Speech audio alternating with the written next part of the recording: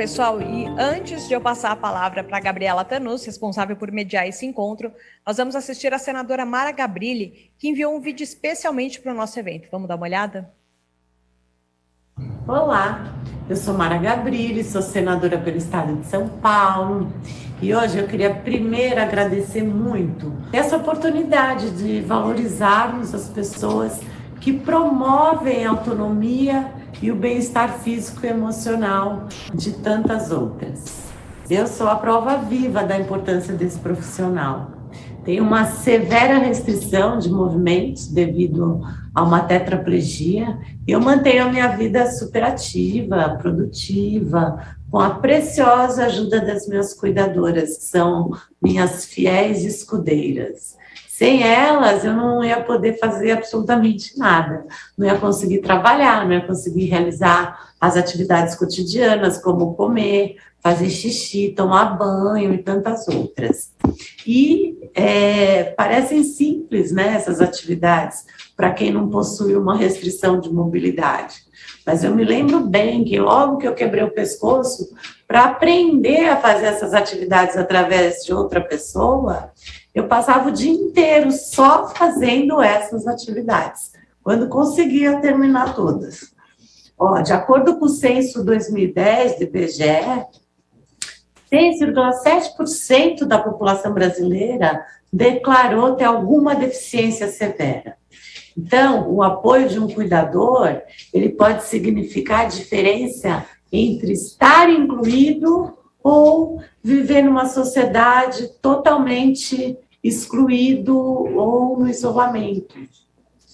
Porém, no Brasil, ainda não temos uma política pública com essa atenção, e os governos têm deixado essa possibilidade, essa responsabilidade para as famílias encararem.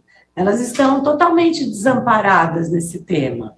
E quando alguém adquire uma deficiência ou uma doença rara que a impeça de se movimentar, as despesas aumentam para poder atender diversas necessidades, seja insumo, seja remédio, seja equipamento, seja tecnologia ou mesmo esse apoio humano.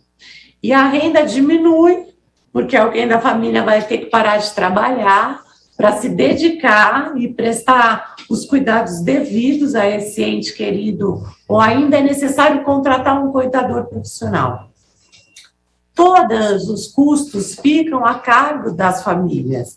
Isso não pode mais acontecer. O custo da deficiência é muito alto. E a gente precisa oferecer suporte e amparo a essas famílias que se sentem totalmente largadas, totalmente desassistidas.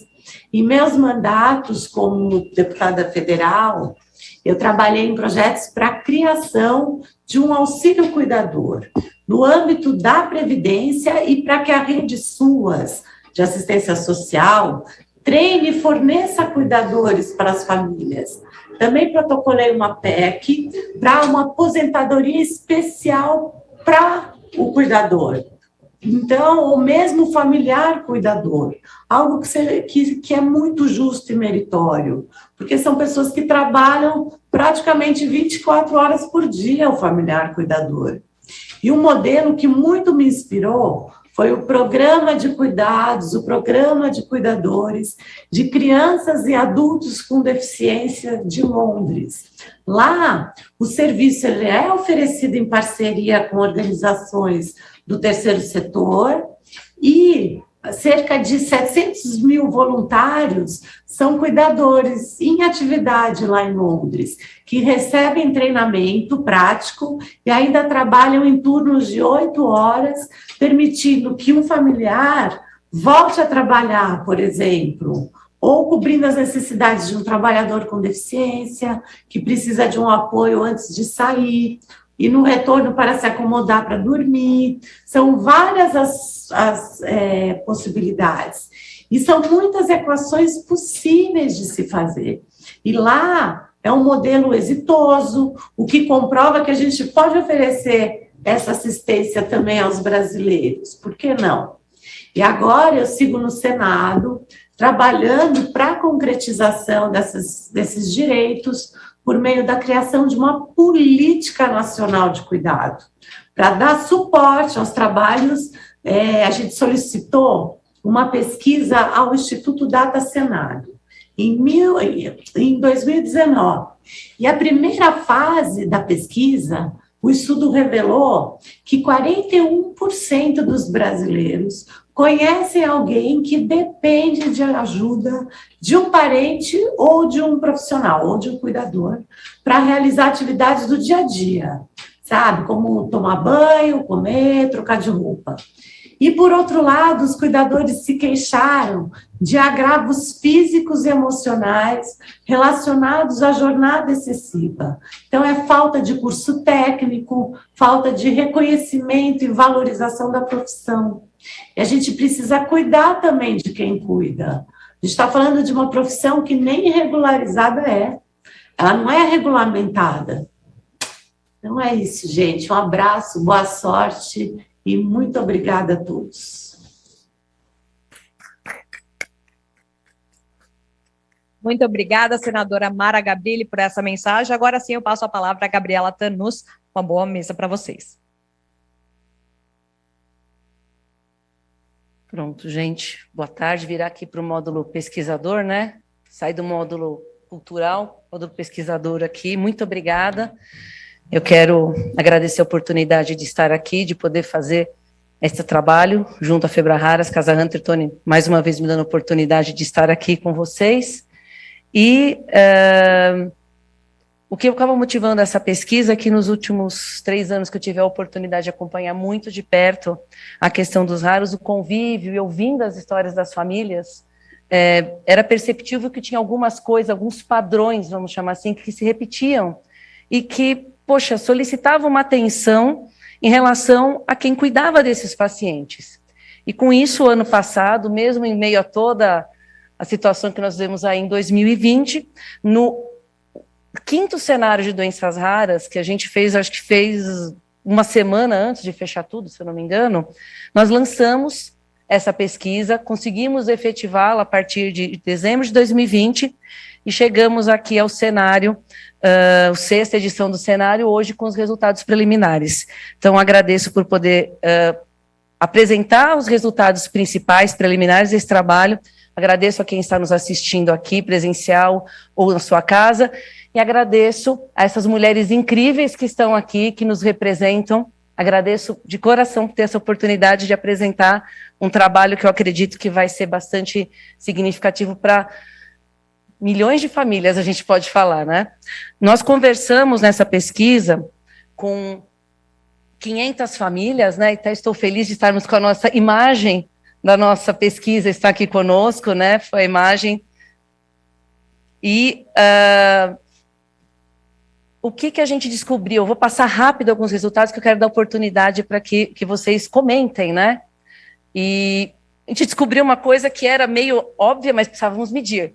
91% dos cuidadores das famílias, né, que entrevistamos, 500 é uma amostra altamente significativa, são mulheres, sendo que delas a grande maioria são mães, as próprias mães dos pacientes, né?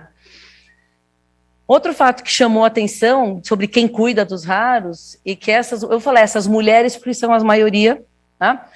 98% afirmou que está 7 dias por semana com o paciente, 80% acompanha o paciente 24 horas, depende do grau de dependência, né? E nos chamou a atenção que 42%, quase metade dessas mulheres têm ensino superior completo.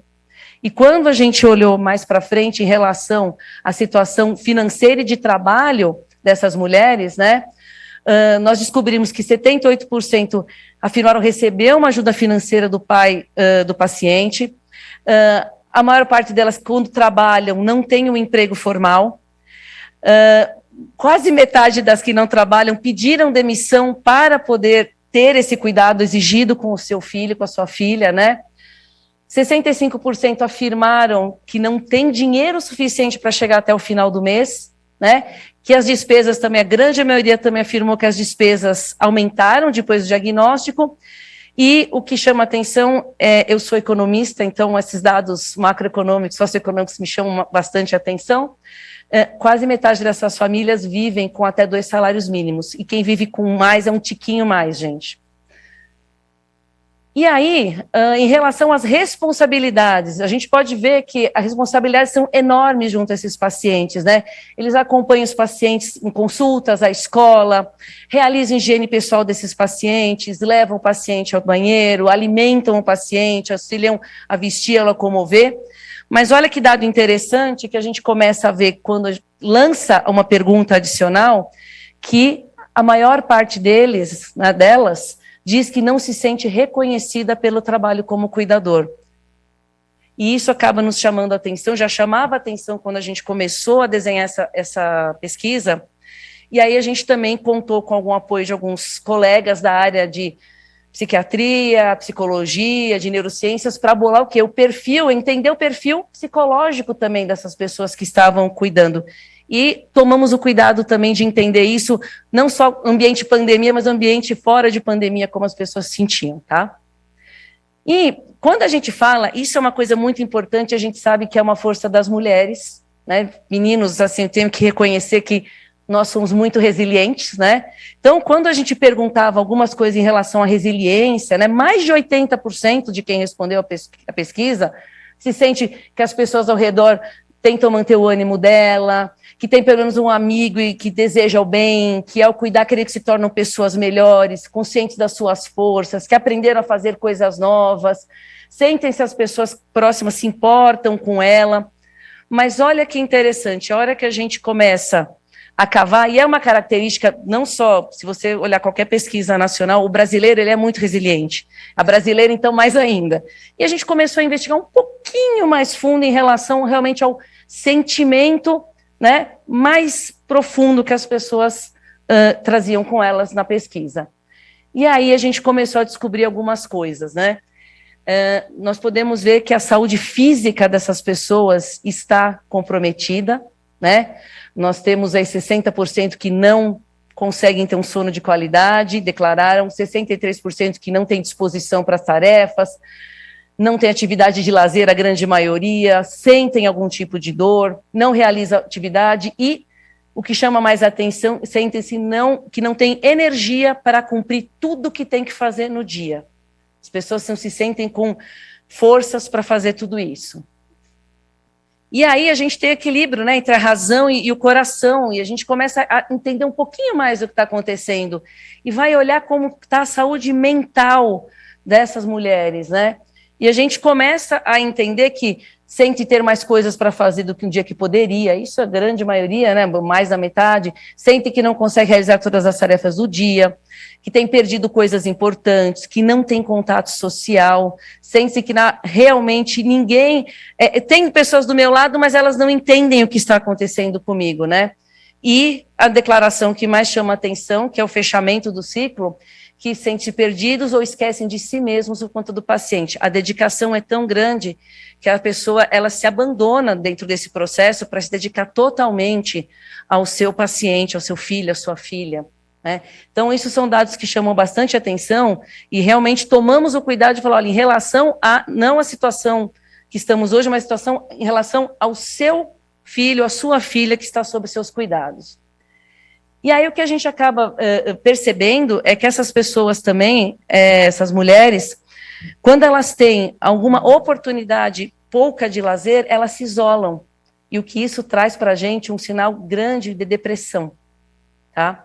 Então isso nos chamou bastante atenção em relação à pesquisa, esses são os nossos resultados preliminares, e nós sentimos que algo precisa ser feito, né? Nós tivemos depoimento da senadora Mara Gabrilli, e realmente, assim, nós temos, assim, a expectativa, e queremos aqui ter essa oportunidade de reunir, nós temos a Luciana, que é psicóloga de Hunter, né, temos aqui todo mundo, né, gente, direito, né, temos a Silva Greco, que é da Secretaria de Pessoa com Deficiência de São Paulo, deputada federal Carla Zambelli, deputada Maria Rosas, deputada Maria Ana Carvalho, deputada federal Marina Santos, e a Rejane, que é a nossa imagem da nossa campanha. Muito obrigada, viu, Rejane, por ter aceitado. E a gente agora gostaria de cada uma ao seu tempo, né? Entender algumas coisas, o que vocês percebem, né, em relação a essa pesquisa, que foi feita via Febraharas. Na Febraharas tem mais de 60, né, associações membros, né, e a gente agora queria aproveitar esse momento aqui realmente para fazer uma reflexão, e eu tenho uma pergunta que a gente endereçada para cada uma das participantes, tá? Fico também à disposição de quem está assistindo e também das senhoras aqui para qualquer esclarecimento adicional do trabalho. Esse é só o começo, esse aqui é só o nosso resultado preliminar, mas é que eles já foram tão, assim, gritantes que quisemos trazer para o evento já. Então, eu queria começar pela secretária Silvia Greco, né? Como que a senhora analisa a questão do gênero, ainda a posição dos responsáveis pelos cuidados? Esses dados são surpreendentes ou eles afirmam uma realidade? Algo a surpreendeu em relação a isso? Bom, eu diria que é uma triste realidade, né? Ver todos esses dados, porque realmente é assim que acontece. É a mulher, é a mãe, em sua grande maioria. E talvez eu acrescentaria ali, que nós estamos, inclusive, no mês de setembro, que existe também dados de um grande número de suicídio de mulheres, de mães, em relação a tudo isso que você já apresentou aqui. E a necessidade realmente de cuidar de quem cuida, né?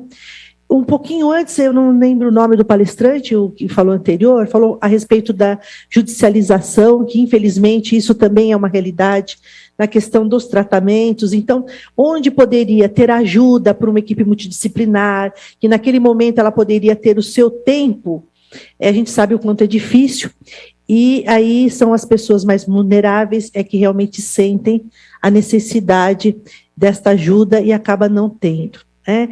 Até porque a grande maioria, vocês viram ali também, de mães, e mães não são eternas, né? E aí nós temos que pensar em como dar autonomia para que essas pessoas possam também se desenvolver. Mas nem todos os casos são possíveis ter essa autonomia. Eles, de alguma forma, são dependentes de alguém eternamente, assim, na sua vida, e aí vem o envelhecimento, e aí nós precisamos de políticas públicas que possam atender essas pessoas, e a gente sente essa realidade na cidade de São Paulo também. Então, eu vejo isso como uma triste realidade de que mulheres sempre estão à frente e passam por grandes dificuldades.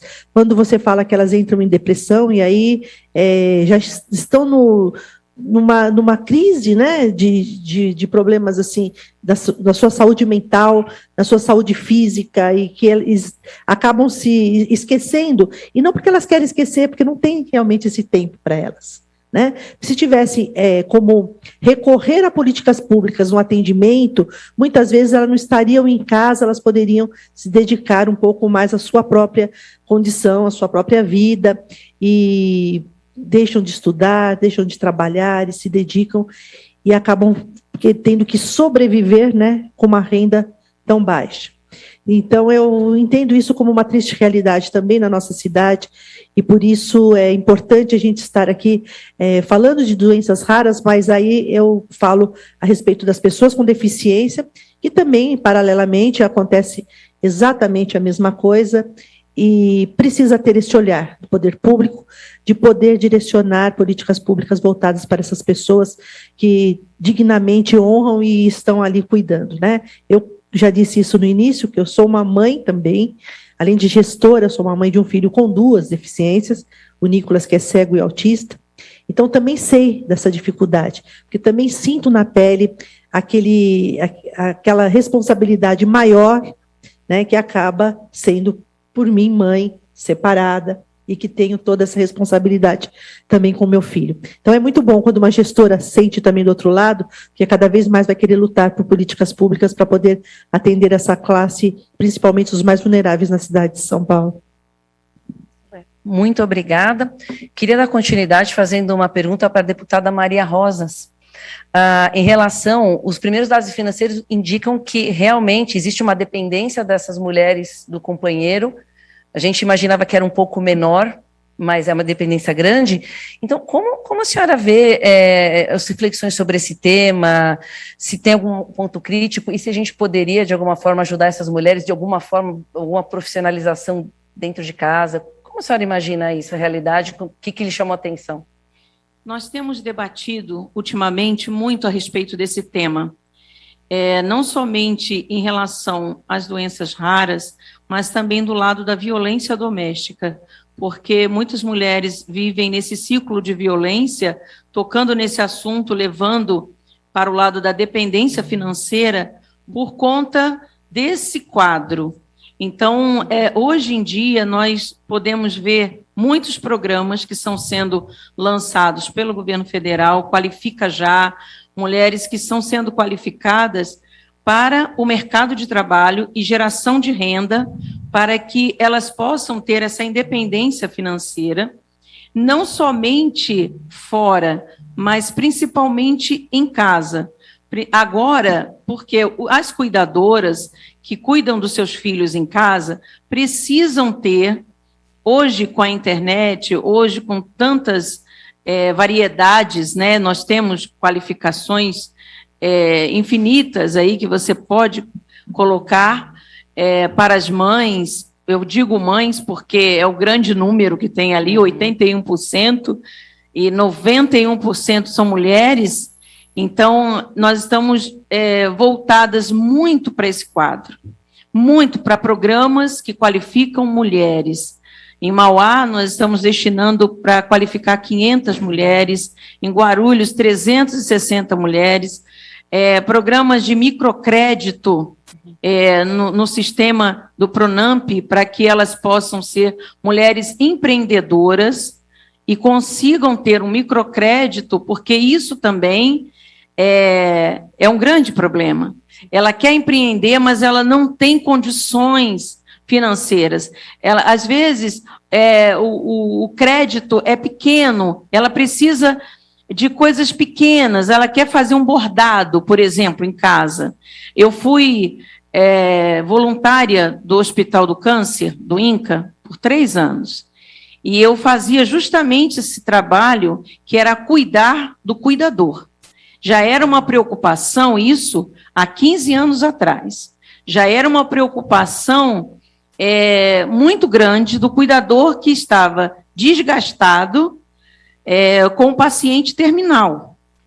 E aí eu me propus a ser voluntária. Eu nem imaginava estar numa posição de deputada federal. E aí eu fui ser voluntária do INCA. E chegando lá, eu me deparei com um quadro de que eu chegava na casa, só por uma experiência pessoal, né? Chegava na casa da pessoa, ela, você pode ficar aqui meia hora para eu fazer compra? Porque ela não tinha esse tempo disponível para fazer compra.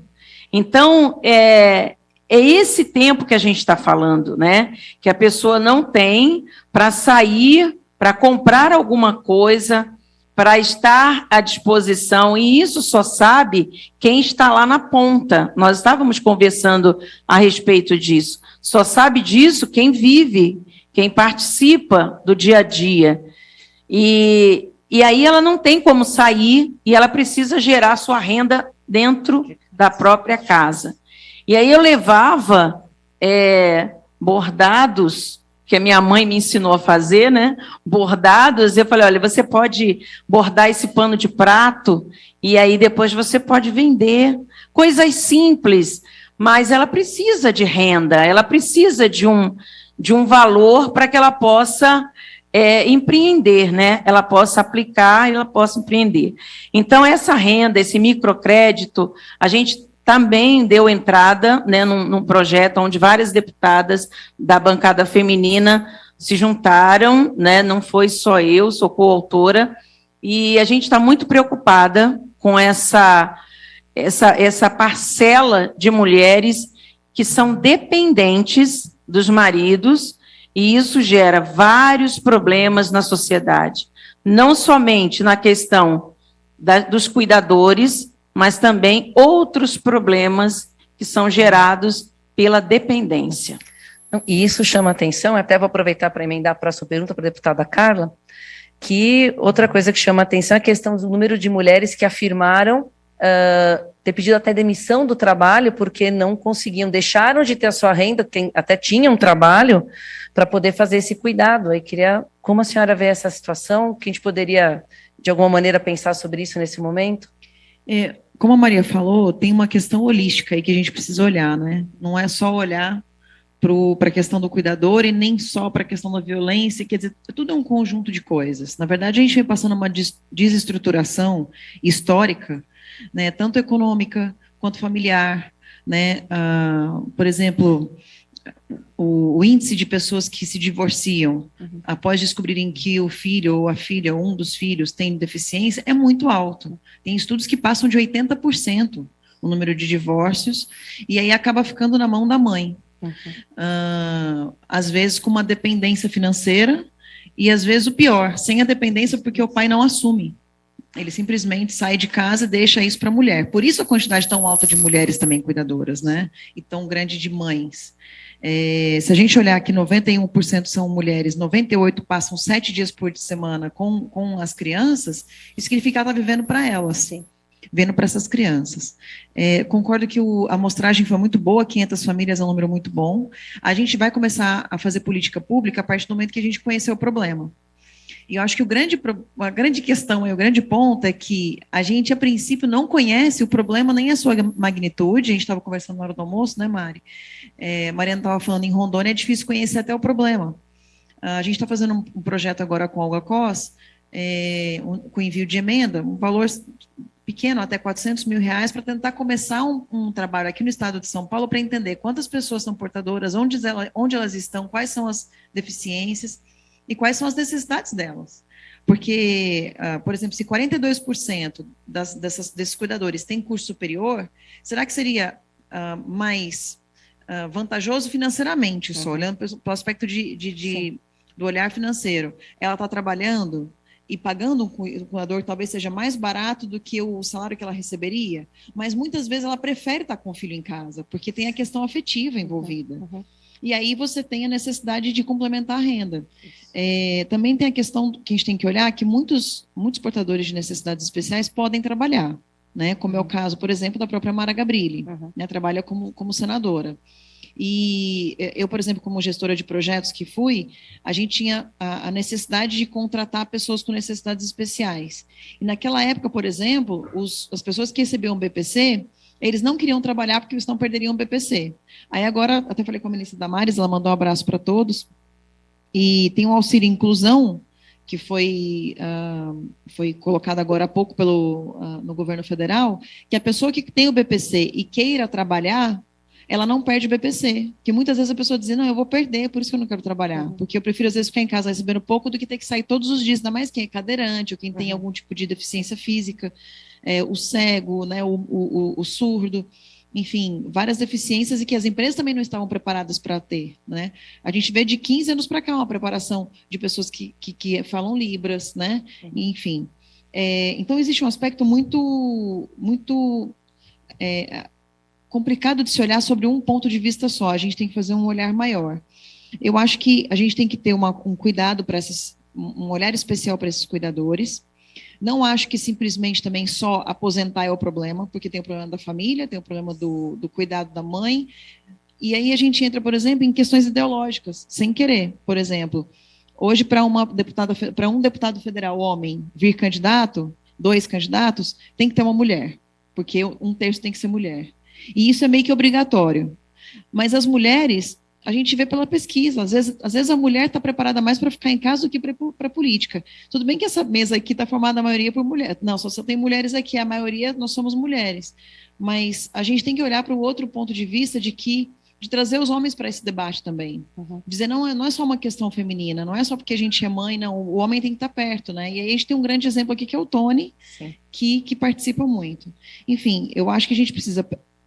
Agora, fechando a questão, conhecer a realidade através de pesquisas como a de vocês, do Olga Cos e de outras pesquisas que a gente tem feito, como a Mari também comentou, da Universidade Federal lá de Rondônia, para poder, então, fazer políticas públicas, porque o grande defeito do legislador é aquele que não conhece o assunto e aí quer trazer um projeto, como a Maria Rosas falou na hora do almoço, que 80% dos projetos de lei do Congresso Nacional são inconstitucionais. porque a pessoa acha bonito levar o projeto e pronto, apresenta como se tivesse, eu fiz minha parte, e coloca lá o problema para a gente poder votar. E não, a gente precisa desse tipo de conversa aqui, dizer o que é melhor a gente colocar em prática, qual que é a solução. E a solução que atenda não o eleitor nosso como vias de tentar reeleição, mas para resolver o problema de forma sem olhar para o próprio ego, ou até para a própria eleição, o próprio umbigo, e olhar para a política pública de verdade. Muito bem, obrigada. Queria agora aproveitar que tem assim, a Rejane. Rejane, você que dirige, né, uma associação, né, Niemann-Pick Batem Brasil, não é isso? Falei certinho? Então tá bom. Você vê essa realidade nos seus associados? Bom, a grande maioria das mães da associação, elas são cuidadoras. Acabam se privando, né, da própria vida para cuidar dos seus filhos. Eu mesma tive que deixar de trabalhar na época que minha filha recebeu o diagnóstico. Minha filha levou uma vida normal até os 7 anos de idade. Foi então que começaram os sintomas dessa doença rara, que é a Niemann-Pick tipo C. Então, ela ia para a escola, brincava, andava de bicicleta. De repente, começou a cair, parou de falar, parou de andar e estava numa cama. Eu trabalhava nessa época, ajudava meu esposo com a renda familiar, fazia muita diferença, inclusive, o que eu ganhava. E, de repente, eu tive que sair para buscar o diagnóstico da minha filha, que só veio quando ela tinha 10 anos de idade. Então, nessa época, ela já estava 100% acamada, e como já foi falado aqui, infelizmente, abala também o casamento, o relacionamento, as despesas aumentam muito, o marido acaba ficando muito nervoso, acabam surgindo as brigas, e muitas vezes o divórcio, enfim.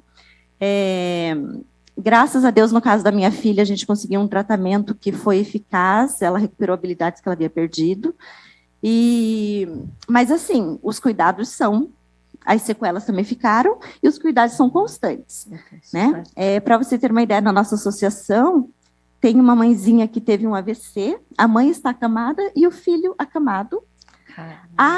A irmã, que é mais nova, ela deve ter uns 14 anos, ela começou a se cortar agora, porque ela tem que cuidar da mãe, tem que pôr fralda na mãe, dar banho, cuidar do irmão, o pai bebe. Então, assim, é um desastre. A gente acaba nem sabendo como ajudar, né? A gente ajuda com cesta básica, a gente comprou geladeira para a família. Não tem como ficar com a saúde mental no lugar. Ouvindo tudo isso, você está contando aqui, Rejane, a gente recebeu aqui através do link, né, muitas declarações, muitas mulheres contando aqui as suas histórias, falando em relação realmente que tem até já diagnóstico de depressão, e eu acho que esse medo constante também e se acontecer alguma coisa comigo, o que vai acontecer com meu filho, com a minha filha, eu acho que é uma coisa que faz. E aí eu queria aproveitar esse gancho, perguntar para as deputadas Mariana e Marina, que são médicas, né, em relação, assim, esse dado de saúde mental que nós acabamos trazendo com a pesquisa, ela realmente chama muita atenção, porque se nós, no dia a dia, já precisamos de muita ajuda emocional, né, a gente percebe que essas mulheres, né, essas cuidadoras, elas também estão mais ainda, porque existe realmente um abandono de si, né, você passa a focar, é natural isso, né, então eu queria, por favor, que comentasse em relação a essa questão da saúde mental. A pesquisa como um todo é muito esclarecedora. Como a Carla disse, a gente tem que fazer um levantamento do problema para poder atacá-lo e solucioná-lo. E é realmente muito gritante esse resultado quanto à saúde mental das cuidadoras. A gente sabe que a gente está num momento muito crítico em que a saúde mental está péssima para todos.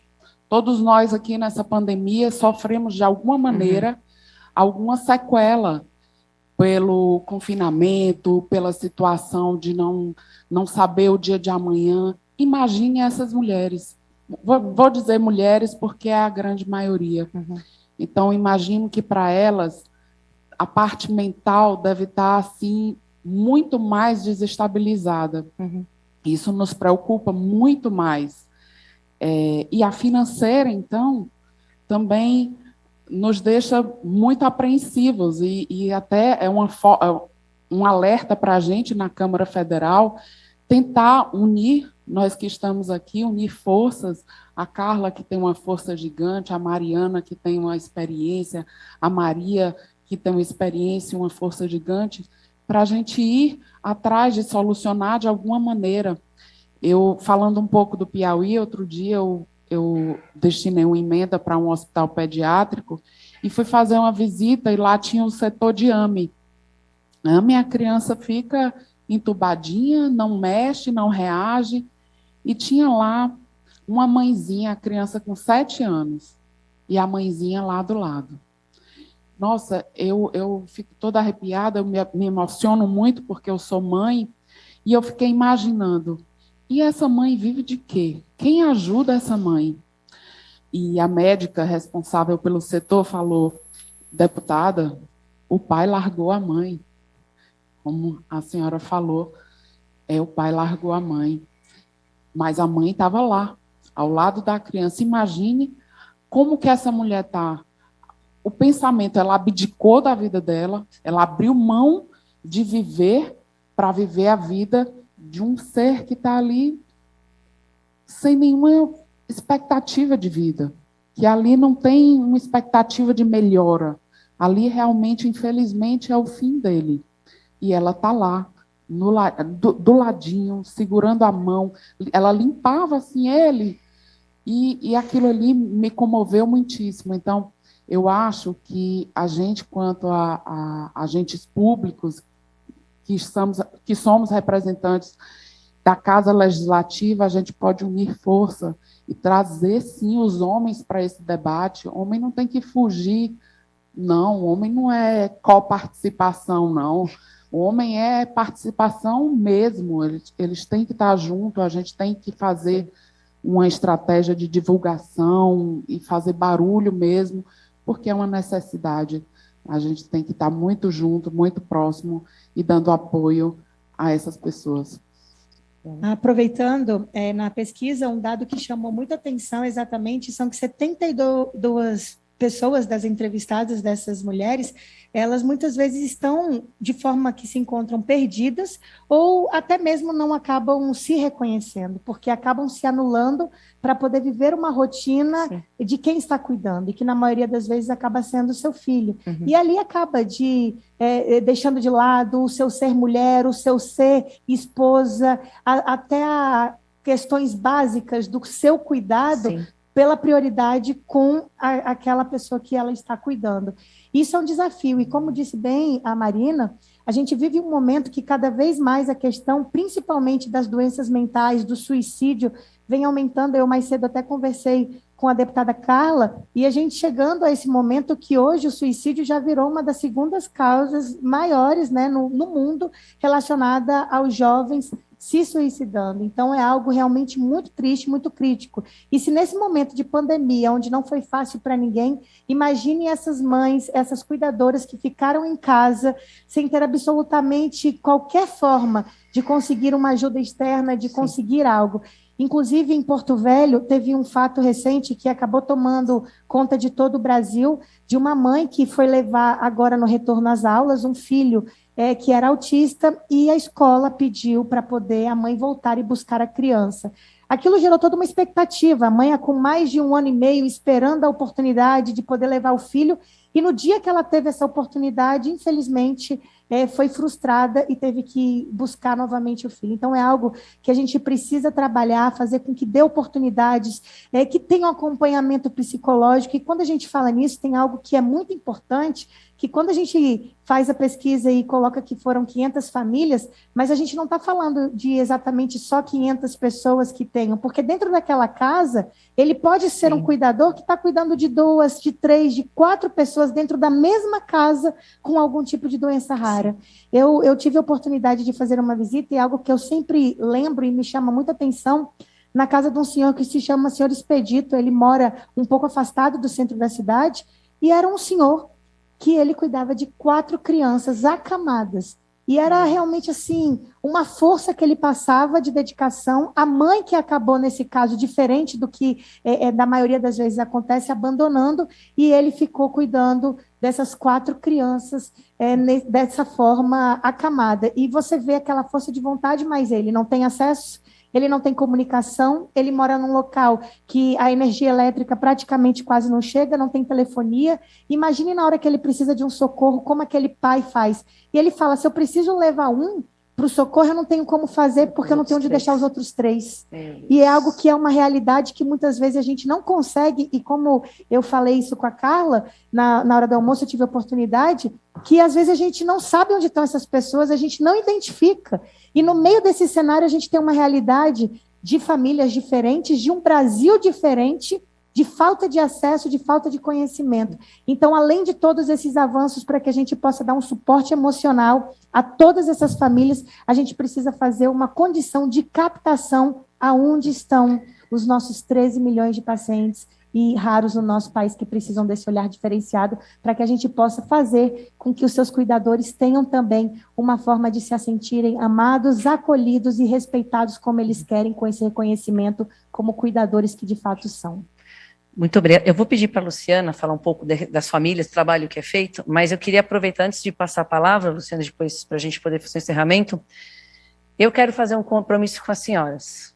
Eu me disponibilizo com esse resultado a apoiar no que for necessário para embasar o que for feito de política pública, me coloco à disposição e quero, sim, sair aqui dessa mesa também comprometida com vocês, a gente trabalhar em conjunto, fico realmente à disposição para fazer isso, para que a gente realmente torne tudo isso que a gente está falando aqui, que as realidades que também no Instituto da Criança a gente vai fazer as visitas, a gente vê, para vocês terem uma ideia, a gente começou a levar alguns presentinhos para as mães. Sabe o que a gente leva para as mães? A gente leva esmalte, a gente leva escova, a gente leva essas coisas assim para dar uma animada nas mães, dar uma animada nelas. Temos também muitos pais também hoje lá, cuidando dos sultanos. Concordo que temos sim que envolver os homens nessa discussão, a gente tem que juntar, a gente não tem que promover separação, a gente tem que promover o conjunto, né?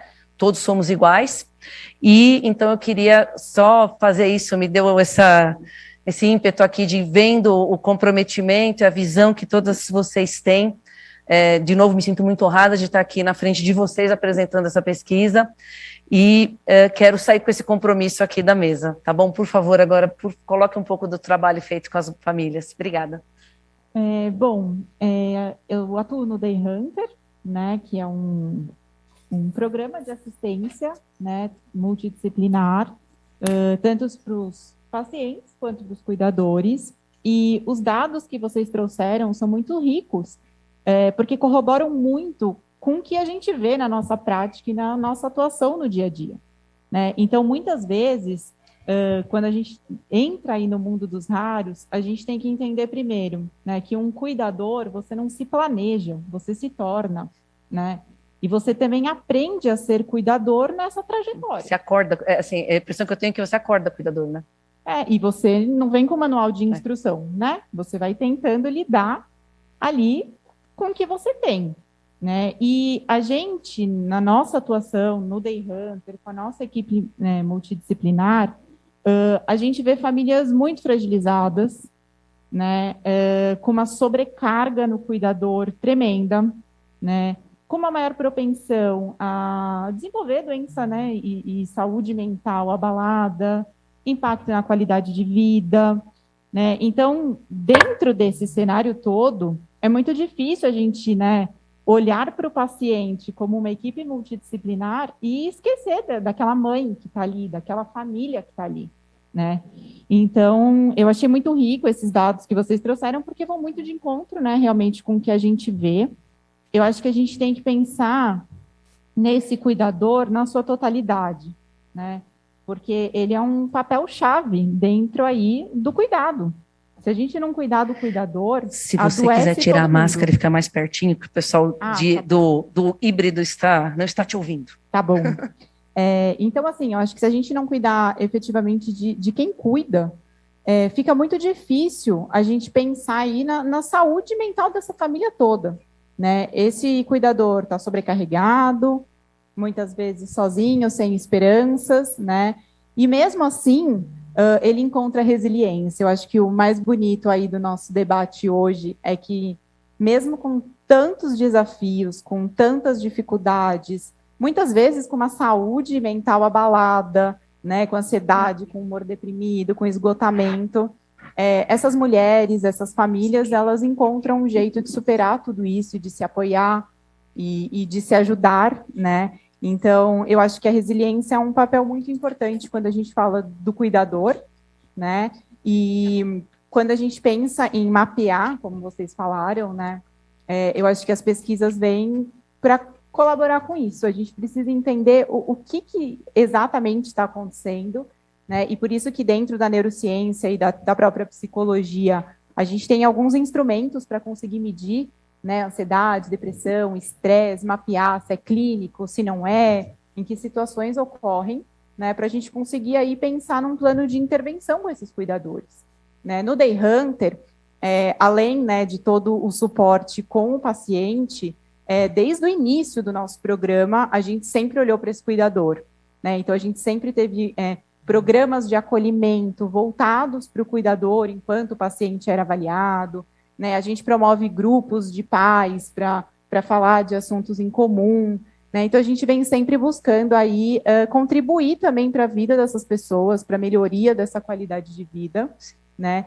E só complementando, durante a pandemia, né, nos nossos atendimentos, a gente viu a necessidade de entender melhor esse cuidador. Né? Então, a gente, dentro do Day Hunter, montamos, sim, uma pesquisa de qualidade de vida e de saúde mental. Se vocês tiverem interesse, depois a gente pode conversar. E essa pesquisa é realmente para mapear, primeiro, como que os nossos pacientes, né, os nossos cuidadores dos nossos pacientes estão, para a gente pensar dentro do nosso programa o que mais, além de acolhimento psicológico, de grupo de familiares, a gente poderia, dentro da Casa Hunter, propor para esses cuidadores, para melhorar a qualidade de vida deles. Vou passar para a deputada Carla, sim, só vou colocar uma pergunta junto, que a senhora também já aproveita e coloca a sua opinião. A gente teve uma pergunta aqui que veio, que é bem interessante, todas são, mas assim, são muitas coisas. A gente está recebendo muitos relatos aqui, né? A questão se seria um primeiro passo para começar esse processo, já pensar em algum projeto para uma aposentadoria para essas mães cuidadoras. Por favor, tem a palavra. Uma coisa me chamou a atenção do que você falou, e também foi dito por quase todas as pessoas, que é a respeito da resiliência que você falou. Aí, acho que só você usou essa palavra, resiliência, e quase todos nós usamos a palavra família. E a gente comentou aqui que os homens não estão se posicionando, a maioria das vezes existe uma separação envolvida, que acarreta a falta de dinheiro, mas também acarreta a falta de cuidado. O principal é que talvez nem seja o financeiro, seja a falta da pessoa estar ali para o outro sair fazer a compra. Sim.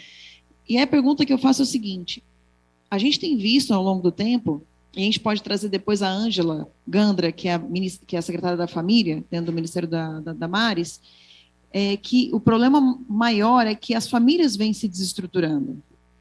E a família se desestruturando, e também a educação dos filhos vai ficando mais complicada, existe também uma competição do pai com a mãe, e a criança, nesse meio, ela acaba sendo compensada de diversas formas. Então, você meio que compra o filho, a atenção dele que o pai não deu, o pai compra a atenção que ele não pode dar, e etc. E a resiliência está ficando mais fraca entre as crianças.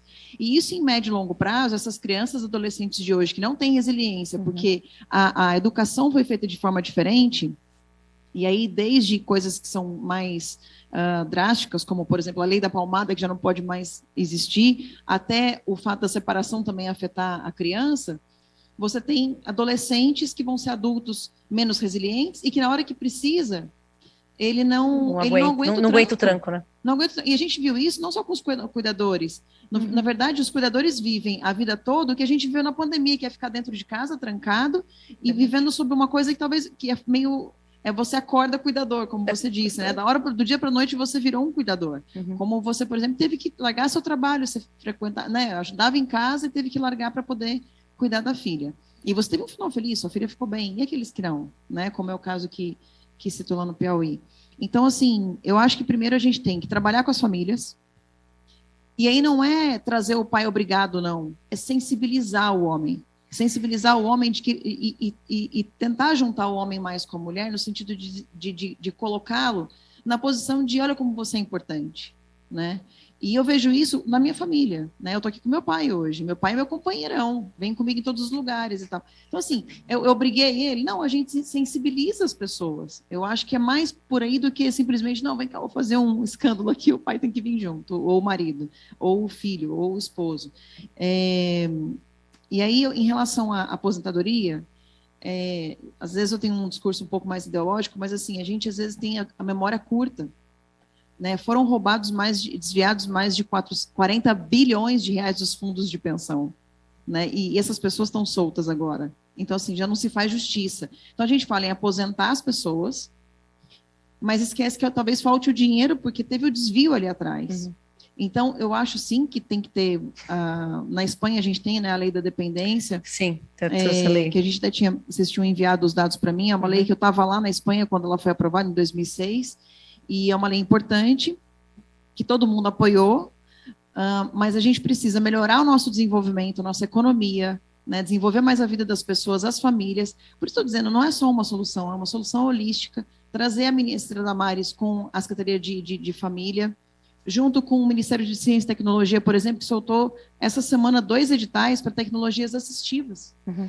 Então, o governo também está fazendo um monte de coisa bacana, também como a Maria Rosa falou da questão de desenvolver as mulheres para poder trabalhar, às vezes um crochêzinho que ajuda, e não ajuda só no financeiro, ajuda também ela a ocupar a mente dela, ajuda aqui dentro. Ajuda aqui. Nossa. Então, eu acho que a gente tem que sentar para discutir em eventos como esse, sim, mas em grandes rodas também para pegar o caso dela, de como é que ela está vendo a resiliência nas pessoas, como é que são pessoas mais resilientes e menos, o que aconteceu na vida delas para serem mais resilientes ou menos, para poder aguentar o tranco, e a gente propor políticas públicas, mas também a comunicação entre as pessoas para a gente trazer mais homem para perto e estruturar mais a família, para que nesses momentos não haja separações, não haja rupturas tão grandes.